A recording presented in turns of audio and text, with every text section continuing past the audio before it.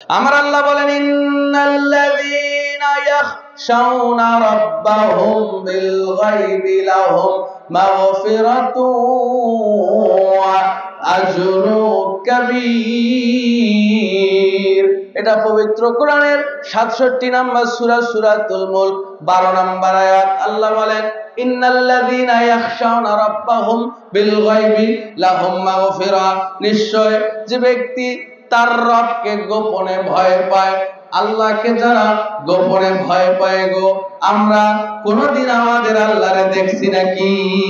কোনদিন আল্লাহরে দেখি নাই, আল্লাহর শাস্তি কোনদিন স্বচক্ষে দেখলাম না।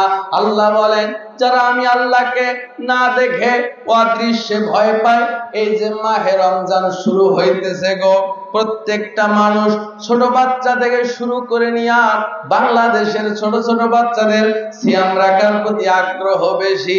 বাংলাদেশের মানুষেরা সুবে সাদেক থেকে সন্ধ্যা পর্যন্ত সারাটা দিন তামাম খানা পিনা বন্ধ করে দিয়া এবার সিয়াম পালন করে।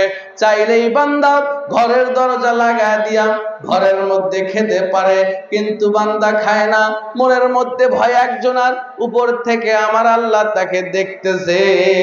এবার পানির মধ্যে নেমে ডুব দিয়া চুরি করে পানি খেতে পারে, খায় না। আল্লাহ পানির নিচেও দেখতেছে। আল্লাহ বলে যারা আমি আল্লাহকে গোপনে ভয় পায় রে, আমি আল্লাহকে না দেখে যারা ভয় পায়, লাহুম মাগফিরা, তাদের জন্যই আছে আমি আল্লাহর কাছে ক্ষমা, ওয়া আজরুন কাবীর, আর আছে আমি আল্লাহর কাছে বিশাল বড় পুরস্কার। জোরে বলেন সুবহানাল্লাহ।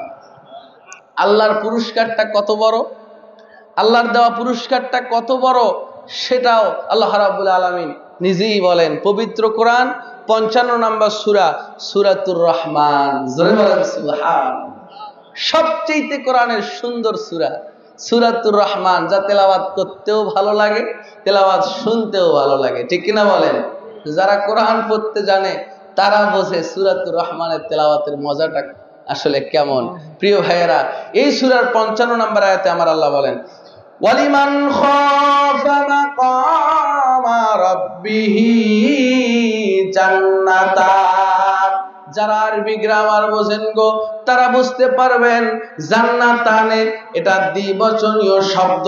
আল্লাহ বলেন ওয়ালিমান খাফা মাকামা রাব্বিহি জান্নাতান, আমি আল্লাহর সামনে দাঁড়ানোকে যারা ভয় করে, আল্লাহর সামনে দাঁড়াতে হবে এই ভয় নিয়ে যারা কিয়ামতে উঠবে, আল্লাহ বলেন আমি আল্লাহ তাদের জন্য রেডি করে রাখছি দুইখানা জান্নাত। জোরে বলেন সুবহানাল্লাহ। আমার ভাইরা, তাহলে আল্লাহর ভয় অন্তরে রাখার দরকার আছে না না? আরেকটু সামনে যাই, শুনে না তারগিবত তাহরিব 4709 নম্বর হাদিস কানা খোলেন, দেখেন রাসূলের উদাহরণটা দেখেন। আপনারা বাড়িতে গাভী আছে কার কার? দুধ দহন করেন, হাত উঠান তো। গাভী বাড়িতে আছে, দুধ দহন করেন? যাক, বেশ কয়েকজন আছেন, হাত নামান। বিশ্বনবী বলেন লা ইয়ালিজুন নারা বাকা মিন খাশিয়াতিল্লাহ হাত্তা ইয়াউদাল লাবানু ফিদ দারই। রাসূলের উদাহরণ হলো, রাসূল বলেন সাবিরা, আল্লাহর ভয় যাদের অন্তরের মধ্যে থাকে গো, আল্লাহর ভয়ে যাদের অন্তর কাঁদে, আল্লাহর নবী তাদের উদাহরণ দেন একটা গাভী থেকে দুধ দহন করার পর। বলেন তো বাবারা, একটা গাভীর বাট থেকে টান দিয়া দুধ বের করার পরে এই দুধ আবার ওই বাটের ভিতর দিয়া পেটে ঢুকানো সম্ভব নাকি?